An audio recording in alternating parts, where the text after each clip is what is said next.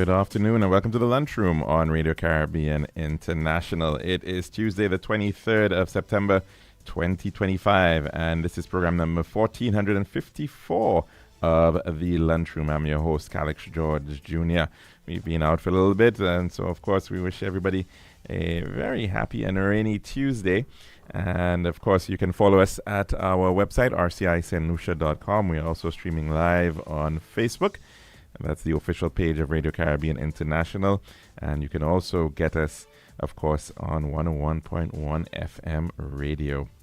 Now, of course, today I want to send out some birthday greetings. First, to my brother, Mr. Calvin George. Happy birthday to you. Hope you're having a fantastic birthday. I'm sure that you are.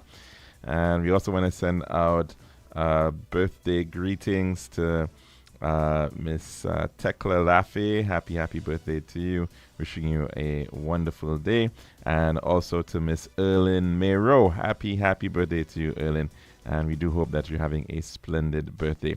I forgot just two other individuals. Mr. Orlando Edwin, a classmate of mine. Happy birthday to you, sir. And we do hope that it is a great one for you. And also to Miss Charlotte Alexander. Happy birthday to you, Charlotte.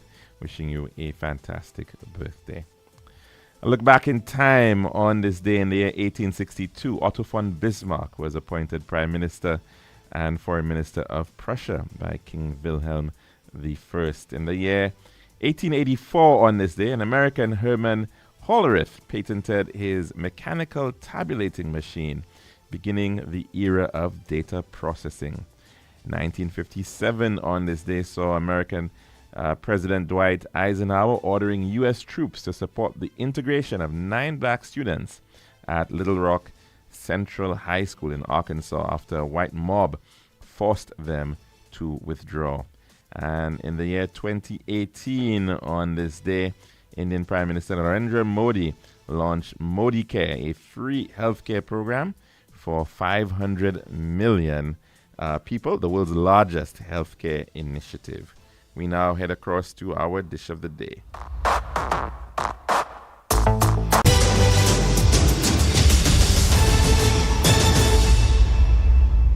The Daily Dish is brought to you the kind compliments of our good friends at Tiles Plus. Every bed in our hospitals tells a story of someone's mother, someone's brother, someone's friend. And when that story of care is complete, it's time for the next chapter, home.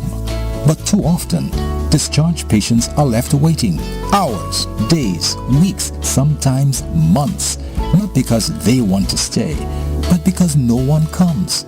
We understand life gets busy, but every extra day they wait means another patient, perhaps in pain, perhaps in crisis, can't get the bed they desperately need. So when the call comes that your loved one is ready, please be ready too. Pick them up, bring them back to the comfort of family, where healing truly continues. Because caring doesn't end at discharge, it continues with you. A message from the Ministry of Health, Wellness and Elderly Affairs. Serving now, the Daily Dish. And welcome back today, of course, to our program here on the Lunchroom. My apologies for not being around for a couple of days. I was actually the winner of, believe it or not, of the Republic Bank 100 Not Out promotion. Never won anything in my life up until then. And, of course, that afforded me a trip to Guyana to, in fact, witness the CPL finals. Bittersweet, of course, because the St. Lucia Kings were not able to go through to the finals after losing to Guyana and then again to Trinidad in the qualifiers. And, of course, that led to a final of the Trinidad TKR Knight Riders against the Guyana Amazon Warriors, which is up on Sunday just past. And so, of course, congratulations to them. Congratulations. We actually do have a St. Lucian on the team, Mr. McKenny Clark. He's a winner. He's got his medal as being part of the the Trinidad team, TKR, who were in fact victorious at the end of that final.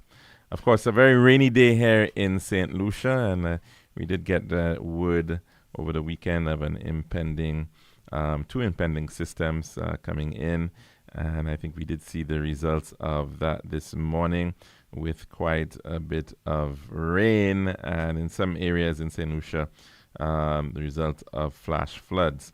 Thus far, I don't think we've heard of any significant damage, thankfully, but it is, of course, always a good reminder that we are, in fact, within the hurricane season, and there is always that risk at play and the need for preparedness in these times, and of course to ensure that our homes are secure, that we've taken necessary steps around our houses. Of course, the need to stock up and prepare in that way as well is something that's always good to be able to do. Over the weekend, unfortunately, we did hear of the issues of crime and, again, homicides being faced, and but some successes, however, as well in terms of the efforts by the Royal St. Lucia Police Force to, in fact, take certain actions to reduce the crime. And word coming out of the St. Lucia Daily Post, man is facing nearly 100 charges as police intensify a crackdown on crime. And it goes on to read, a Conway resident is facing 96 criminal charges as the Royal St. Lucia Police Force ramp up their efforts to send a strong message in their fight against illegal firearms and organized crime.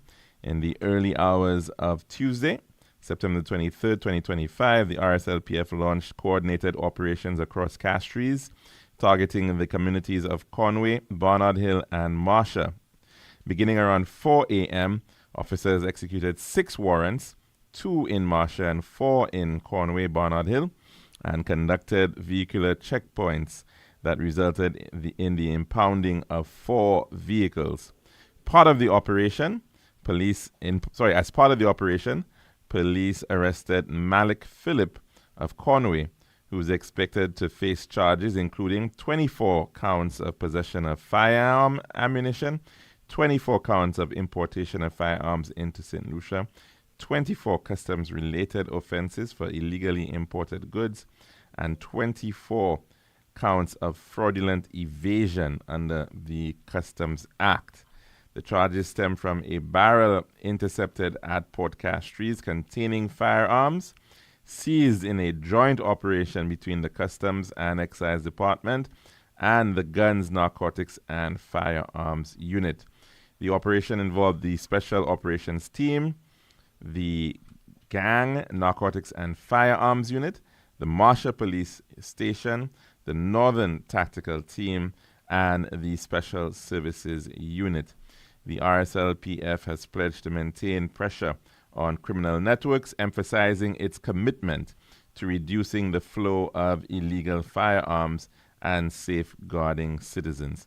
That generally information coming from, of course, the Royal St. Lucia Police Force, who are at the center of efforts nationally at fighting crime and national security. It is certainly a very arduous undertaking at this time of the Royal St. Lucia Police Force, but of course they are being provided with what one could say an unprecedented amount of resources at this point in time, with the expectation, of course, that results are going to be seen by their efforts. It's never going to be the sum total of what is required in terms of crime fighting because, as we also know, crime prevention begins with the crime never happening and people having respect for laws, having confidence in the law, effectively to some degree as well, also having a healthy fear that, in fact, if they take certain actions, that there will be repercussions for those actions. That is part of the mix. And beyond that, of course, the need for crime interruption. How do we prevent individuals from entering that world, to be encouraged to participate in criminal types of activities? That's also very important. And we do know that the rise of gangs is part of that system of encouraging individuals to be able to live a life of criminality, a life of crime. And the gang provides that type of environment which supports that kind of thing. And so it's really important that those types of institutions, those negative institutions, are in fact dismantled. It's a vital of importance, because you're effectively seeing recruitment by these by individuals in that way. And so, of course, it is very, very important that we recognize that the individuals who are encouraging people to play a part in this entire process of criminal activity, that is certainly going to be dismantled. We also forgot to send out birthday greetings today to Father Linus Clovis. And, of course, Father Clovis is former principal of St. Mary's College, former teacher at St. Mary's College, gentleman who, of course, is quite sharp beyond his cassock. Is certainly a man of great intellect in terms of having degrees in mathematics. And so, of course, we want to send out birthday greetings to him at this time as well. Now, that's our dish of the day. When we come back, we will take in your calls. This has been The Daily Dish. Every bed in our hospitals tells a story of someone's mother, someone's brother, someone's friend. And when that story of care is complete, it's time for the next chapter, home. But too often, discharged patients are left waiting hours, days, weeks, sometimes months, not because they want to stay, but because no one comes. We understand life gets busy, but every extra day they wait means another patient, perhaps in pain, perhaps in crisis, can't get the bed they desperately need. So when the call comes that your loved one is ready, please be ready too. Pick them up, bring them back to the comfort of family, where healing truly continues. Because caring doesn't end at discharge, it continues with you. A message from the Ministry of Health, Wellness and Elderly Affairs.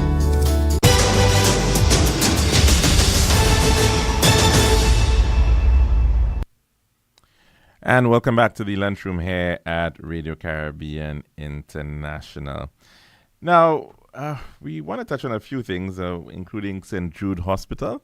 But before we even get to the matter of St. Jude Hospital, I also want to touch on the matter of gas prices. And we've been hearing quite a bit about that. In fact, it was one of the SOS, Save Our St. Lucia 7 proposals that had been recently brought forward by the Opposition United Workers' Party at their candidates' launch, which occurred down in Miku South a couple Sundays back. And one of the promises this time around, as has been made in the past, is that there will be a reduction in the price of gas at the pump. Of course, the price of gas has been a long-standing issue that has come up across many electoral cycles, and quite often ends up being a political football between parties on occasion. In fact, of course, in the last, not the last election, but the one before that, We, in fact, even saw a protest march, an orange march over the issue of gas prices and the claim that was made by then opposition leader in the lead up to the 2016 general election that there was some hidden tax that government was, in fact, collecting on gas. Now, even though, of course, at that time, many individuals, including individuals within the Research and Policy Unit of the Ministry of Finance, came out publicly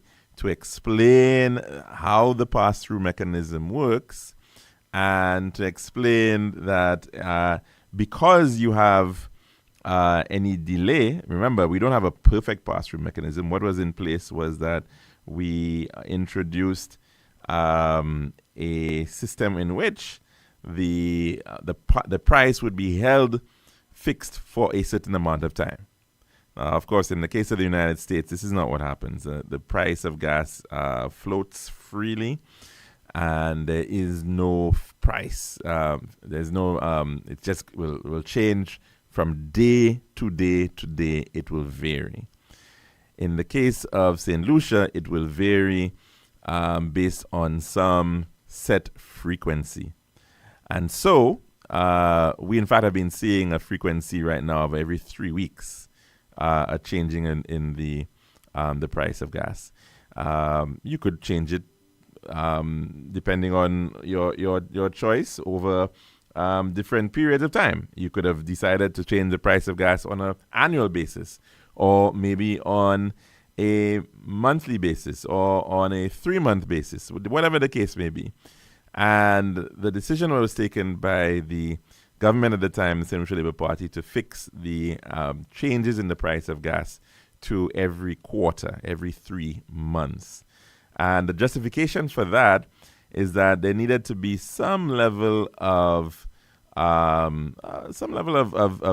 certainty for the purposes of financial prices, financial planning, so that an individual, a business owner, would be able to budget a certain amount of money because he knows that, hey, for the next quarter, the next 3 months, therefore the price of gas is going to be X dollars, right? But of course, the implications of that means is that gas is coming in more frequently than that. It's coming in maybe on a fortnightly basis or on a monthly basis.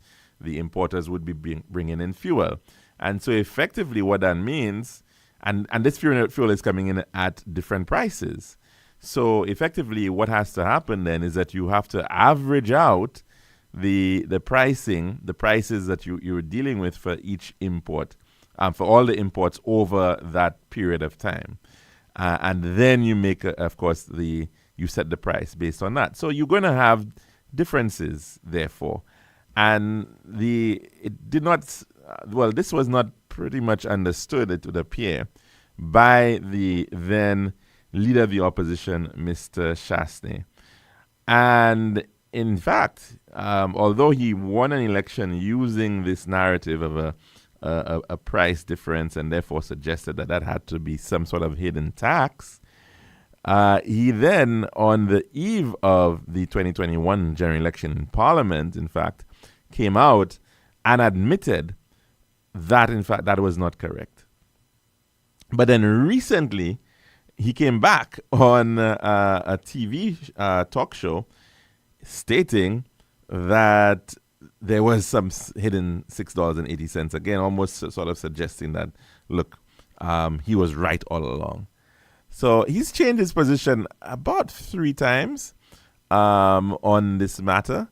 And it actually has raised the interest of many individuals as to the different statements that have been coming from Mr. Chasney over the years with respect to this entire matter of the gas prices, which has also been tied to the lockbox issue. Remember that road tax lockbox, which was a justification to raise the prices?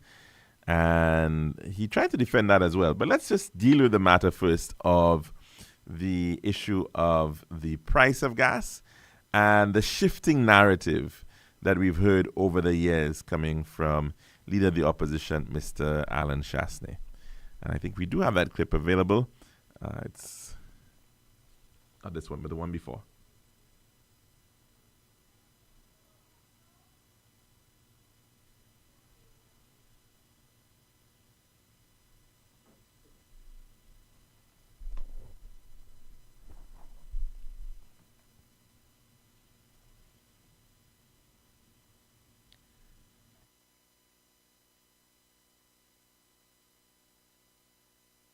Up again.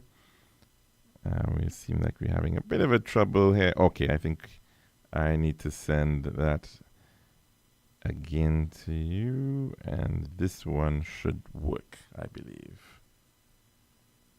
In an interview with DBS on Thursday, September 11th, 2025, Alan Chasney, now the opposition leader, claimed the SLP government in 2014-2015 was collecting approximately $5 in fuel tax, despite the official excise tax being set at $2.50. So if you remember when 2015, we got wind of the fact that government was charging above and beyond the legislated amount of the excise tax.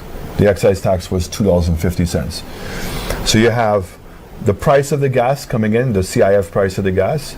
You then have the markup for the wholesaler, a markup for the retailer, $1 and $1.10, and then you had the $2.50. When you added up those things, the government was actually collecting more than $2.50. It was actually collecting $5. I remember having a conversation with my very good friend, I hope he's watching tonight, Mr. Richard Peterkin, right? And tell me, well, the money is going to some person. Who? I said, but who? This recent statement, however, stands in stark contrast to his past political positions. This isn't the first time Chasney has cited a specific figure in his fuel price arguments. The current chapter began in 2015 when global oil prices were falling but local pump prices were not. Chasney, as UWP leader, led a massive public demonstration, the Enough is Enough Orange March. If you'd like to do so, get an orange ribbon, tie it to your car, tie it to your arm. Where he alleged that the St. Lucia Labour Party SLP government was profiting from the high costs.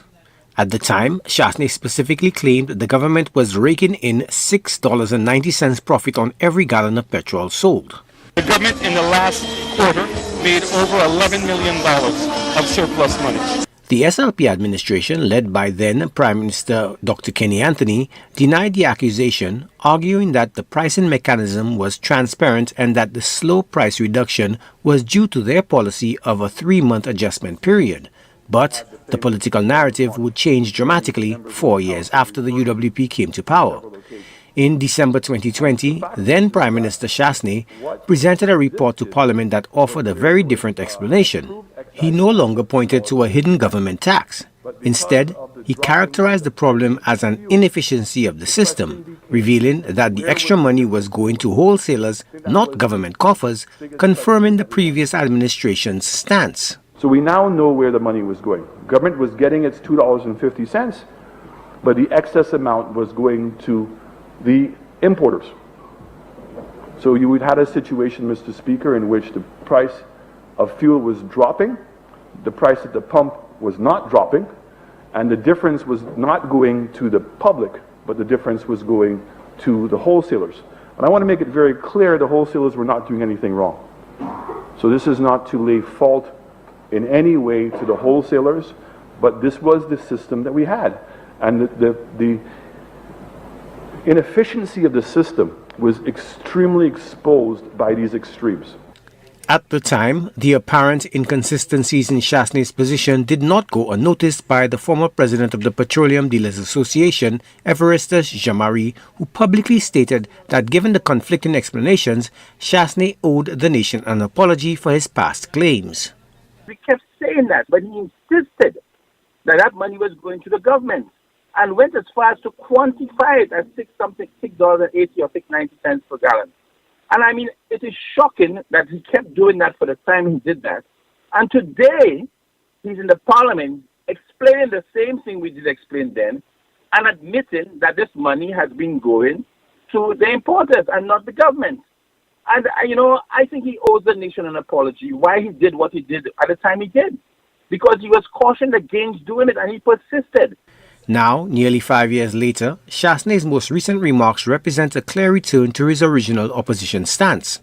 In the DBS interview, he once again directly blamed the preceding SLP government, dismissing the notion that businesses would absorb any losses on the government's behalf. By the time I got into office, they now had a proper system running. When I met with the internal experts, they were trying to deny what we were saying. Because what they were saying was, some months they collected more money, some months they collected less money, and it was the wholesaler that was handling the difference. Now, I know business people. No business person is not going to carry no loss for government. One fact has remained constant in the wake of the 2015 March. The only change to the formula has been the addition of $1.50 to the excise tax, bringing the total tax to $4, and the revision of the pass-through mechanism's time frame from 3 months to 3 weeks. Furthermore, since then, both the UWP and the SLP at various stages have capped the overall price of fuel at the pumps, a move that is not in keeping with the market force-driven variations of the pass-through mechanism. In that 2020 report to Parliament, Chasney announced his then UWP administration's plan to conduct a comprehensive study with assistance from the World Bank to review the fuel pricing regime and ensure more competitive prices. Joachim Duplessis, HTS News Force. Right, and of course, that is a very, very revealing piece there by Mr. Duplessis, because effectively it is showing the whole history of this issue regarding fuel prices. And it seems to come up every so often, especially, of course, around election time. Now, again, just to explain what was going on with respect to fuel prices and the way it was being calculated. You have it's an average. You're looking at averages, basically. So if you were saying you were changing the price on a quarterly basis, then you were really looking at all the various imports for that quarter and averaging it out. You then get the price of whatever item it is. So let's just say, for example, in the first quarter, you have 3 months, January, February, March, and the prices were $10, $11, $12. So at the end of that period, you would then have the average of those 10, 11, and 12, all right, as the new price moving forward for gas, so which would then be $11. So even though in the last month, the last month came in at $12, right, you're not just looking at the last month, you're looking at the entire 3-month period, 10, 11, 12, you average that out, you get 11. So let's just say you then look for the next 3 months, right, which would be, let's say, April, May, June. And just for argument's sake, let's say the price is now, it's stabilized at 12. So let's say in April you had 12, May you had 10, and then June you go down to 8, right? So 12, 10, 8. So again, you would then look at those 3 numbers, 12 plus 10 plus 8, and you divide by 3, you average it out, and you get $10. So then at the beginning of the next quarter, right, you're now going to be using, for the quarter 3, you're going to be using the average of quarter 2, right? So which would be 12 plus 10 plus 8 divided by 3. So that comes up to $10. So remember, you were talking about $11 being the set price, so your price would now shift down to $10. Let's just say, for example, again, for the next quarter, the price it kept on being at 8. So let's say 8, and it was in that's July, August, September. So let's say July, the amount coming in was about $8, and the next one $8, and the next one $12. Again, you would average that out, and you would get the new price of gas, which would then be $9.30, which is what you would use going into quarter 4. So you see, each time you're using an average. It may never be, that average may never be the actual price for the gas coming in at each and every time, but you averaging it out, and so that is the price that you end up using. It's an averages system. And for some reason, Mr. Chastain thought that if you had an immediate drop in the price, somehow that was supposed to be immediately reflected on the price, the new price. And so effectively, this system is nothing complicated. In fact, when you think about it, it's applied right now to some degree with respect to our electricity bills. There is a fuel surcharge, and the fuel surcharge is set on the average price of the fuel from the year before, and you keep it for the entire year. So it's an even longer period which you actually keep it for. So that is the effective system that was being put in place, that you were just changing the frequent. The issue, in fact, if ever there was an issue, might be how often you want to actually change the price, right? Because you could decide to change the price every week, or every 2 weeks, or every 3 weeks, or and so right now, for example, it's every 3 weeks we're seeing the change. But that is really the only thing one might be able to argue. And so, of course, if you're changing it more frequently, then effectively you're matching the price very often. But the reality is that every time you go to every time you go to the pump, you're going to be potentially seeing a new price change in the price of gas. So it's a bigger issue in terms of whether you want stability in the prices or whether you want to be able to just see the price being volatile as it comes in, you get it being passed on. So, which is why there was always this term about modified pass-through mechanism, because you're not perfectly passing it on immediately. It is something that is being done on a frequent basis every so often.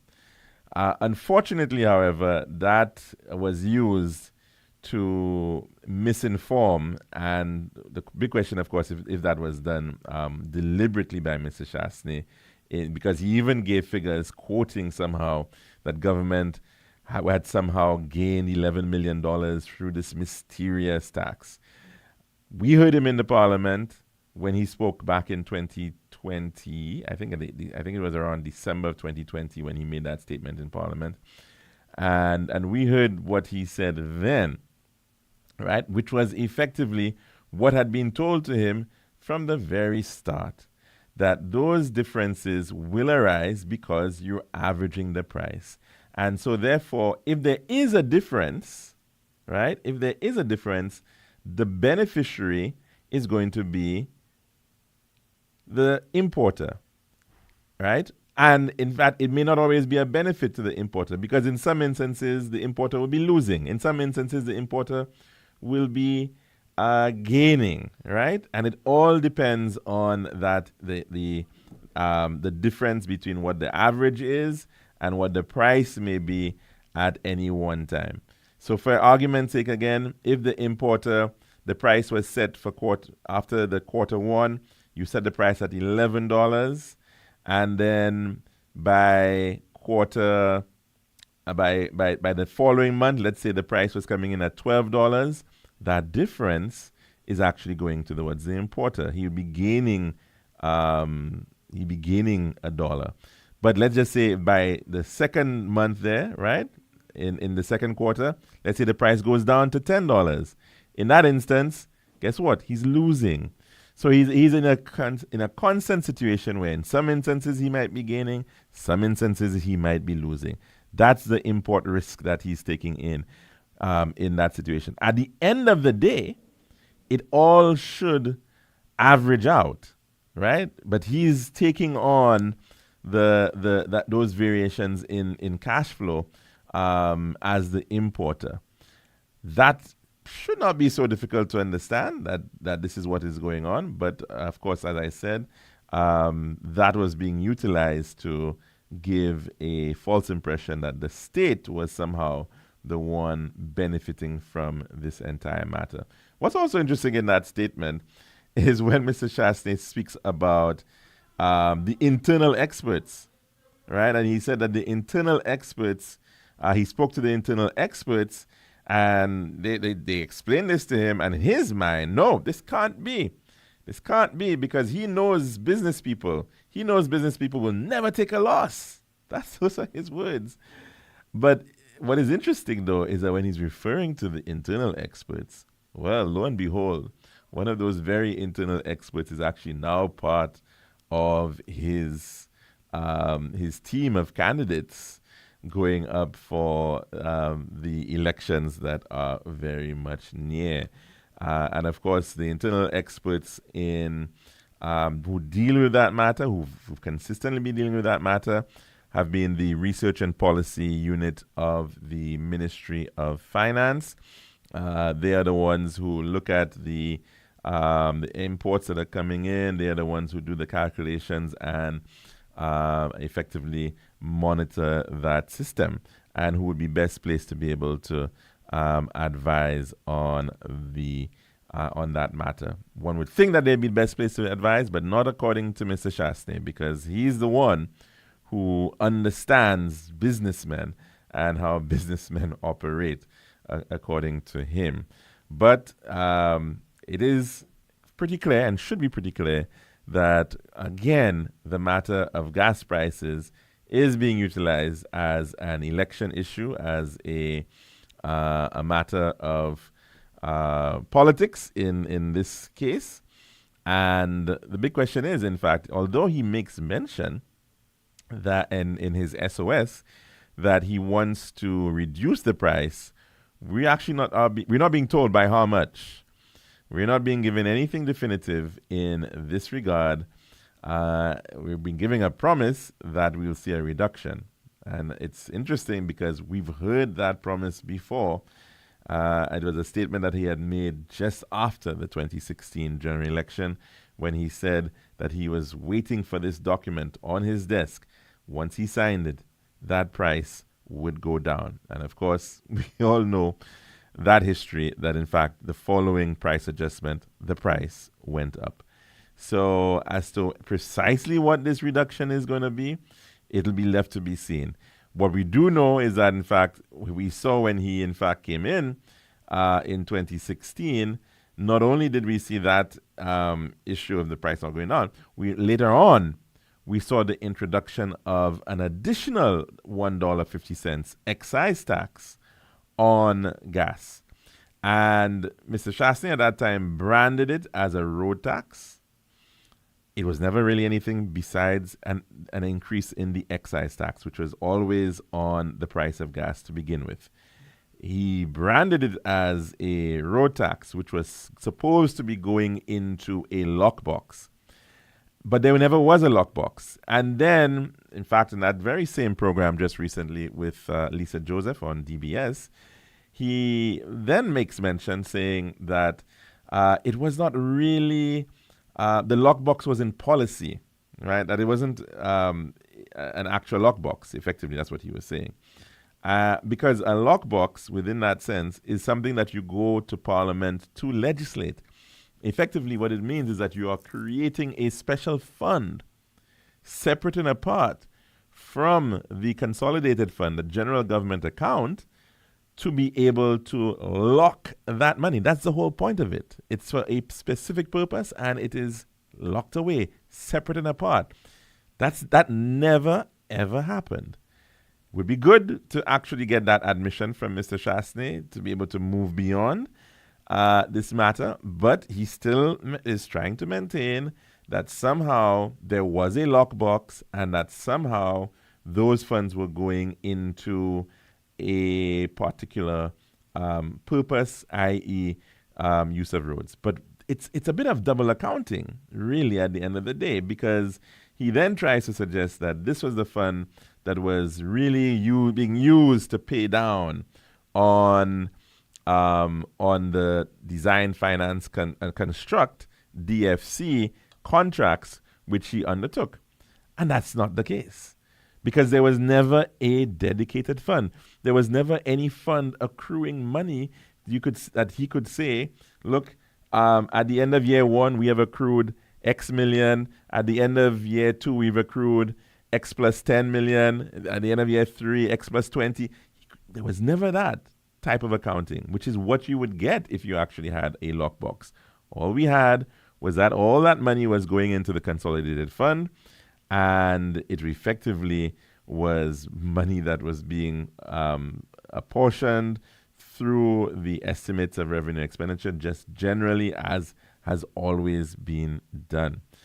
So again, it is something that should really be, I would hope, changed in terms of his narrative, because it's simply inaccurate to call it a lockbox.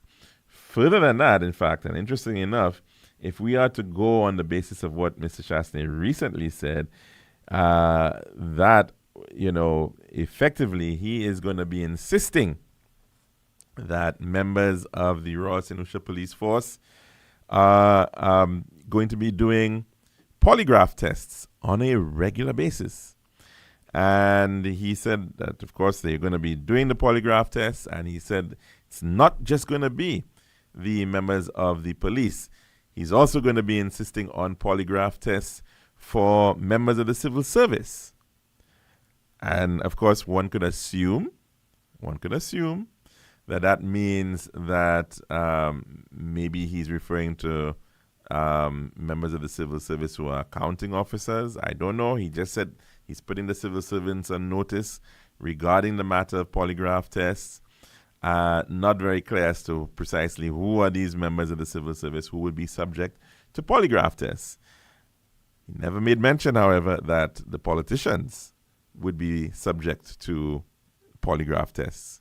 And one would be very interested to find out if you are in fact going to subject civil servants to polygraphs, why then not subject yourself to a polygraph test? So we're going to have to wait to see, of course, about this idea. Because, of course, the desire to talk tough is seemingly what some people want to hear. But again, the big question is, what about the buck stopping and starting with respect to the people on the top?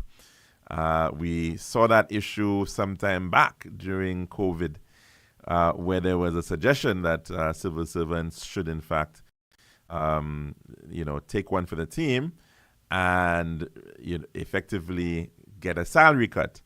And that was being floated about when, of course, we saw the significant shutdowns in the global economy, and, of course, St. Lucia shutting down. And, the appeal being made at that point was one for sacrifice.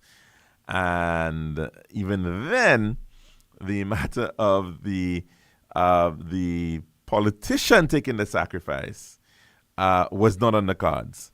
And when, in fact, Mr. Chastney was asked, well, why aren't you going to be taking that cut? Why don't you put yourself up first to take that cut? The statement that we got back was effectively suggesting that he did not want to put the civil servants under pressure by taking the cut. Very, very strange, because one would have thought that if you're doing something, you're doing it out of the interest of setting the example, of doing it, not whether somebody else will do it, not tying it to somebody else doing it, but you doing it because you believe that it is needed, it's the right thing to do for the country. That did not come up. That did not happen. So again, very, very interesting that, of course, we're hearing the call for polygraph tests for civil servants, but not polygraph tests for his fellow politicians. Now, on to the matter of St. Jude Hospital. Of course, word coming out very recently from the contractor, the head of the company undergoing works at St. Jude Hospital, Mr. Reno Kajada of CIE, opining on the current state of preparedness for St. Jude Hospital.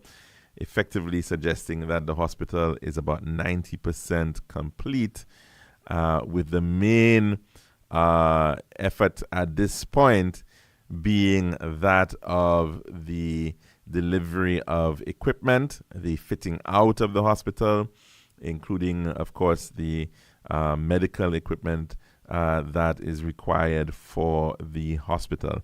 We do have a clip, I believe, coming from Mr. Kajada, who was speaking on a program, another radio program, morning radio program, and I think it's a pretty interesting one to take in at this time.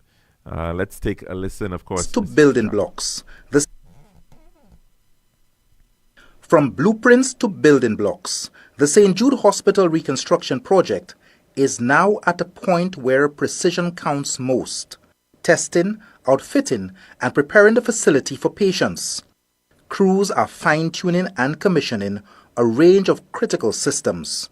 The plumbing, laundry, and maintenance facilities have already passed comprehensive inspection and received final approval. Meanwhile, the Reno construction team have taken delivery of most of the furniture and equipment for the hospital's many departments. The good news that we are also getting the equipments. So we just got 6 containers of equipments and fixed furnitures. It also includes loose furnitures, fixed furnitures, equipments. So I'm really happy that we are coming to a very good completion of this project.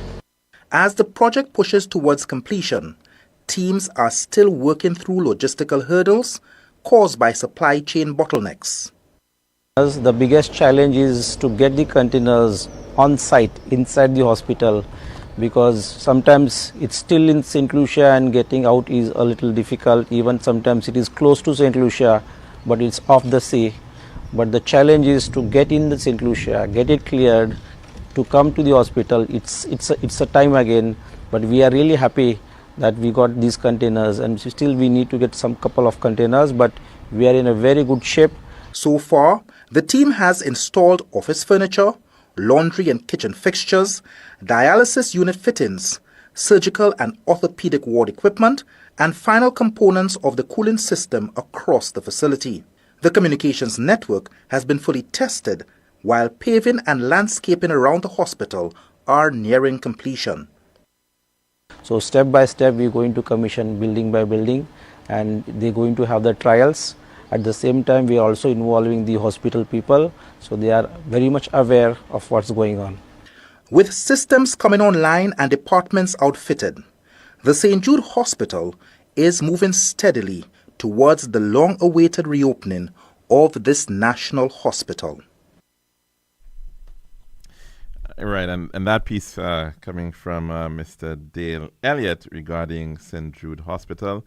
We're trying to get the other clip which actually speaks to Mr. Reno actually speaking on the matter. The version that we have is a little bit modified with some sound effects, but I think we'll still try to take in his comments nonetheless.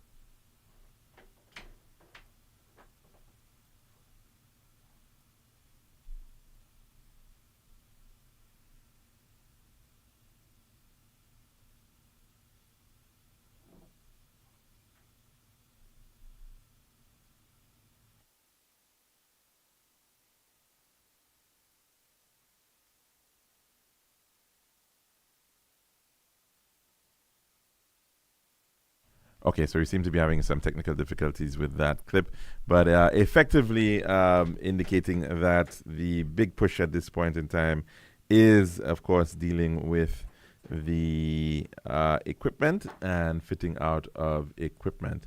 Of course, even with that going on, we are hearing lots of new accusations being made by the former Member of Parliament for Castries South East, Mr. Guy Joseph, an individual who, in fact, uttered the words that if he didn't complete St. Jude, then he should not be talking on the matter. Well, he's doing quite a bit of talking and trying to suggest that there are issues with the work that has been completed on the property, suggesting that there are issues with the electricals and what have you. Of course, at the end of the day, these matters are all subject to appropriate testing, and of course, the certification is required. Of course, through the competent authorities, the Ministry of Communication of Infrastructure, of course, would have to be having their own inspections. The fire service has to have their own inspections. There are lots of agencies that have to come in who have to give the necessary certifications on the system. And so very interesting accusations coming from Mr. Joseph at this point in time. We're no longer hearing about pillars in the middle of rooms. We're no longer hearing about the sizes of the doors. We're hearing new stories being put forward, of course, with lots of anecdotes of what he heard somebody say and what he, that is, of course, what is unfortunate at this point, from an individual who came out publicly to say that he should have no voice on this matter. Nobody else told him so, but he himself said he really should have no voice on the matter if he was not able to take on and complete the project. Of course, he was the minister responsible, Minister for Economic Development. That project fell under his watch for 5 years and 2 months. And of course, he was not able to deliver on it over that period of time, despite all that we had been told, despite all the effort of going around and corralling equipment that was in storage and other materials that were in storage. And of course, even quite recently when he was asked about the entire matter, then too, we were somewhat left in the dark as to precisely where a lot of that equipment has in fact ended up with respect to St. Jude Hospital. Should it really be a subject of a commission of inquiry or a forensic audit? Another one, perhaps so. But that can be done in parallel or after the actual completion and commissioning of St. Jude Hospital. I think, without a doubt, what is most important at this time is the completion and commissioning of that facility to simply put an end to the nightmare that has befallen St. Jude Hospital since September the 9th, 2009. I think the country itself needs to be able to move beyond this matter and to finally realize the completion of what is certainly a very important and critical project for all of us here in the country. We may not be living in the south of the island, but let's face it, it's our island. We may be on the road. We may be in the south of the island at some point, involved in an accident, whatever the case may be. And you may have to utilize the services of St. Jude Hospital. It is for everybody's benefit for St. Jude to be commissioned, for St. Jude to be open and operating properly and functioning properly as a world-class facility. And I think this is certainly something that we will all want to see. And of course, kudos to the individuals who are all making it happen. According to Mr. Kajada, within his piece, which of course, unfortunately, we can't play right now, that the 1-year anniversary since he signed that contract just passed. So effectively, it's a project that he's been working on for a year. He could possibly have finished it within the year, but of course, unfortunately, delays in terms of on the supply side of bringing in equipment has caused for some greater delay in respect of the fitting out and commissioning of the hospital. But let's hope that we can see that happen, of course, in good time. That's our program for today here at the Lunchroom on Radio Caribbean International. Of course, we'll be back again tomorrow, God willing, for another program, and we do hope that you can join us for that. I'm your host, Calix Shaw Jr., saying goodbye.